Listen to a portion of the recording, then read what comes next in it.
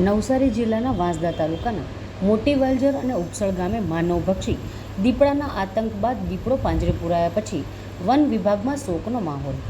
મળતી માહિતી અનુસાર વાંસદા તાલુકાના મોટી વાલજર ગામેથી શેરડીના ખેતરમાંથી મૃત હાલતમાં દીપડો દેખાતા ખેતમજૂરો દ્વારા વન વિભાગને જાણ કરાઈ હતી.